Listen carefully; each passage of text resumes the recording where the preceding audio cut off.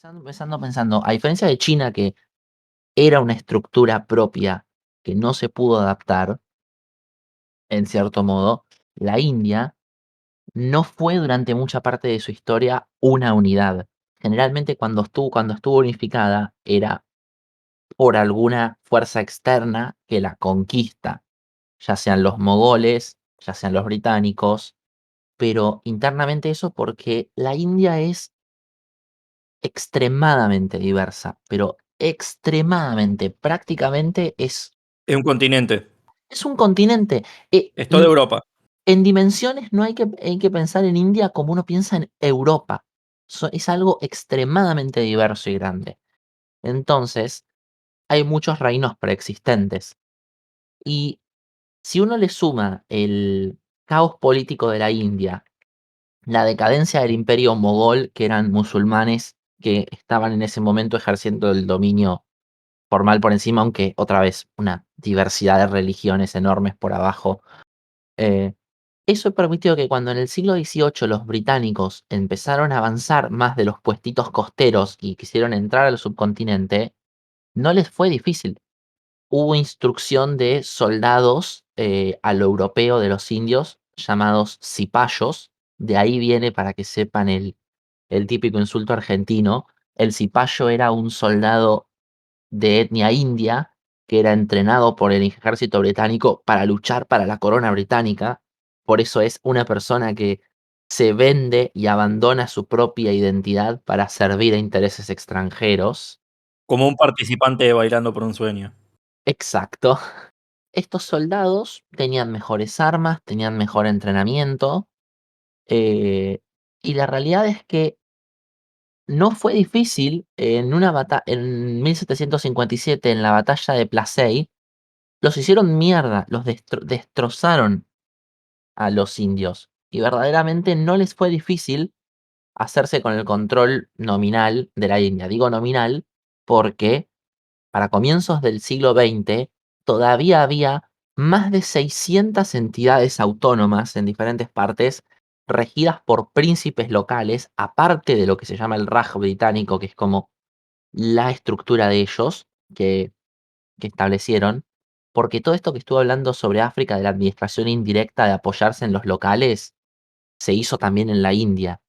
Literalmente había toda una élite llamada los príncipes indios, que eran personas que eran nominalmente reyes de una zona, vivían siendo los que recibían y distribuían después el tributo en absoluto lujo, y no tenían que hacer mucho, porque literalmente los aguantaba la corona británica. Eran movimientos sociales. En cierto modo. Este avance se desarrolló y también en la India se desarrolló una agricultura de plantaciones, en buena parte para exportación hacia Europa, y la organización de la industria colonial fue fomentando la formación de monopolios de empresarios británicos.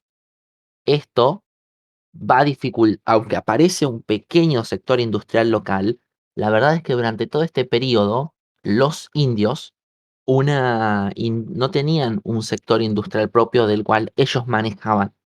Entre el sistema de sociedad de castas, las extremadamente grandes divisiones culturales, religiosas y lingüísticas, la realidad es que no estaban gobernando sobre un pueblo sometido, estaban siendo árbitros en un montón de sectores sociales completamente disgregados, que se van a empezar a unir, irónicamente, en contra de los británicos. El movimiento de ver a la India como una unidad, independientemente de las religiones, de las lenguas o de las culturas que pueda haber, O de las em, castas, que es toda o de una las capa de castas, complejidad que tienen allá. exacto, eso empieza, Basta, Milei. eso empieza en contraposición directa a los británicos. Y recién van a tener una industria local durante las guerras mundiales, porque igual que pasó en Argentina, en otros lugares, cuando en la Primera y Segunda Guerra Mundial Europa dice, che, me cansé de la Belle Époque, me cansé de la paz interna, me voy a cagar a tiros con el vecino, no tienen tiempo de forzar que tienen que comprar las telas de Manchester, porque no está haciendo telas Manchester, está haciendo balas. Y eso sumado a que se van a apoyar mucho en lo que produzca la India durante la Segunda Guerra Mundial para mantener el frente asiático, empieza a haber un desarrollo de una industria hindú que va a ser clave junto a todos estos sectores que dije que se ven como, che, somos algo en común todos nosotros. ¿Por qué no nos manejamos nosotros sin los europeos?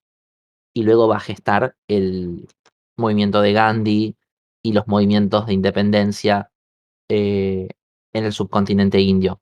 Pero algo interesante a pensar, como dije, estaban estas plantaciones y verdaderamente no se hizo ningún intento de parte británica de fomentar instituciones locales, de fomentar una burguesía local con algún poder. eh, Genuinamente se puede decir en muchos sentidos que se la explotó a la India, se la, se la transformó. Hubo zonas como Bengala que fueron literalmente desindustrializadas. Había una industria mucho más primitiva, no de las industrias modernas europeas, pero la presión globalizadora verdaderamente las resintió fuertemente. Eso y que los británicos te obligan a aumentar impuestos que te matan de hambre y te mataban si te quejabas. Y después no te ayudaban si te morías de hambre. Así que creo que hay consenso en ese sentido que la India verdaderamente fue un fracaso. Todo lo que se desarrolló como Estado indio en buena parte va a ser post-Belle Époque. De hecho, viste que siempre dicen, che, el continente europeo se industrializó porque saqueó el mundo y por eso tiene industria. Y yo siempre digo, ni siquiera es más complejo, es falso. Bueno, para la India es bastante verdadero. Es el único caso donde de verdad fue bastante así, la India con el Reino Unido. Lo cual es bastante trágico. Sobre todo porque ahora tenemos que bancarlos a los nacionalistas exacerbados de la India, que probablemente terminen tirando una bomba atómica en Pakistán porque pintó. Qué infumable es el nacionalismo hindú, por favor. Hay que bancarse. Narendra Modi es un señor muy basado.